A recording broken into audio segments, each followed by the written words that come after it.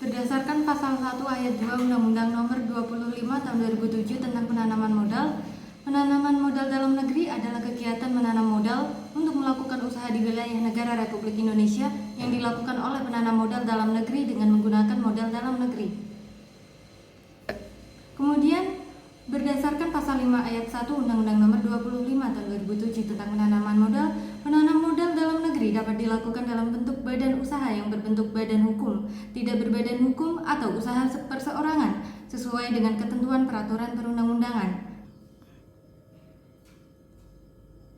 Pasal 1 ayat 3 Undang-Undang Nomor 25 Tahun 2007 tentang penanaman modal asing adalah kegiatan menanam modal untuk melakukan usaha di wilayah negara Republik Indonesia yang dilakukan oleh penanam modal asing, baik yang menggunakan modal asing sepenuhnya maupun yang berpatungan dengan penanam modal dalam negeri.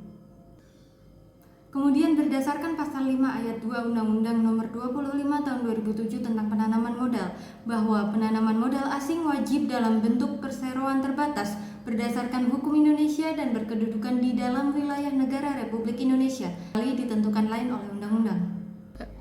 Kemudian, penanaman modal dalam negeri dan penanaman modal asing memiliki beberapa perbedaan. Yang pertama yaitu subjek penanaman modal. Penanam modal dalam negeri adalah warga Indonesia dan penanam modal asing adalah warga negara asing, badan usaha asing, dan atau pemerintah asing yang melakukan penanaman modal di wilayah negara Republik Indonesia. Kemudian yang kedua adalah kewajiban ketenagakerjaan dan ahli teknologi. PMA atau penanaman modal asing diwajibkan untuk memprioritaskan memperkerjakan tenaga kerja Indonesia terlebih dahulu. Kemudian yang ketiga adalah pembatasan sektor investasi. Ada ketentuan dasar negatif investasi yang mengatur pelarangan atau pembatasan untuk PMA seperti bidang usaha peralatan perang. Yang terakhir adalah fasilitas tambahan dalam keimigrasian.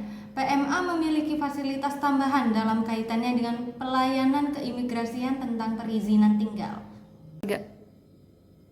Selanjutnya saya akan menjelaskan mengenai contoh dari penanaman modal asing dan penanaman modal dalam negeri.